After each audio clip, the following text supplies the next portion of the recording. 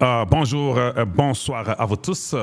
Votre frère Kalanji, analyste politique, patriote qui parle du Grand Congo. Voilà ce que nous faisons. Nous sommes contents de vous avoir nombreux chez nous cet après-midi ou ce matin, dépendamment de là où vous êtes. Nous, c'est le changement de mentalité et l'éveil de la conscience patriotique. Chez nous, nous enseignons, nous éduquons, nous informons la population congolaise et nous disons la vérité. Voilà ce que ça par lequel vous pouvez aussi nous laisser un voice moins de 2 minutes ou bien nous écrire aussi, mais un voice de moins de 2 minutes, on peut suivre. Ça, c'est une façon de nous aider, de nous assister. Vous pouvez utiliser ces moyens-là si vous voulez nous aider, nous assister. Voilà, nous serons toujours contents.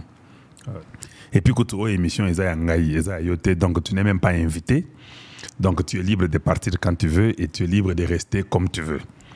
Mais tu n'as pas seulement le droit de me dire ce que je dois faire. Parce que je crois que j'ai une mission. J'aimerais que les frères et sœurs congolais, en général, puissent comprendre que je ne suis pas un journaliste. Vous devez aussi savoir que je n'ai jamais été engagé par quelqu'un. C'est juste un appel de Dieu.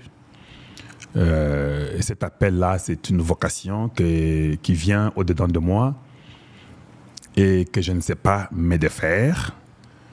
Donc, je fais ce que je dois faire. Donc, ton point de vue ne compte pas pour moi.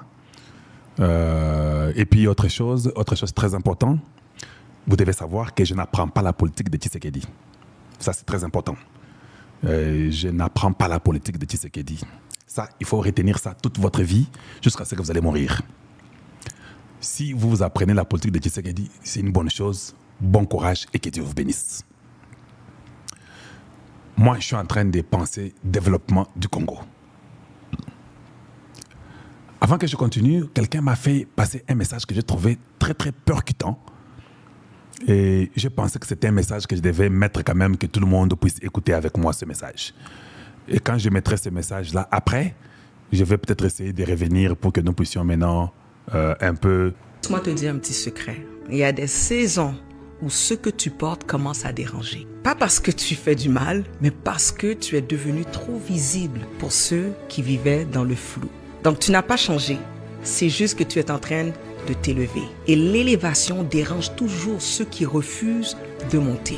Mais écoute-moi bien, tu n'as pas à t'excuser pour ta lumière, tu n'as pas à t'excuser pour le feu qu'il y a à l'intérieur de toi, tu n'as pas besoin de t'excuser pour ton style, pour l'autorité que tu as, pour la grâce, pour l'impact que tu as présentement. Parce que tu ne portes pas la gloire pour impressionner, mais tu la portes parce que tu l'as reçu et parce que tu as payé le prix dans le secret. Parce que tu es l'incarnation d'une réponse pour la société. Donc tu n'as pas besoin de baisser le ton pour rassurer ceux qui sont faibles. Tu es une signature, pas une explication.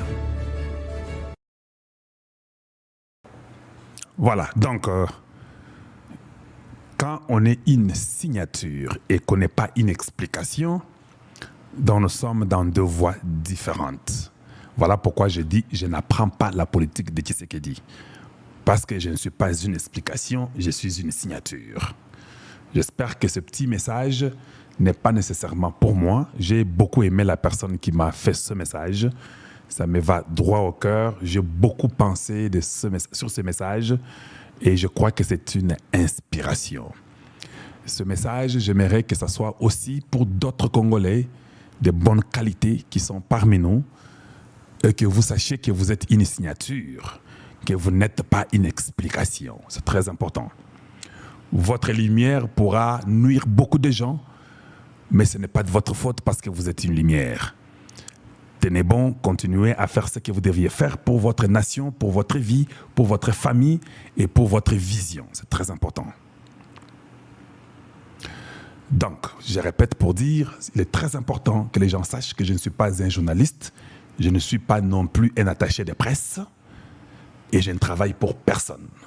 Je n'ai jamais été engagé par personne, ni par Tshisekedi, le président du Congo. C'est très important que les gens sachent cela.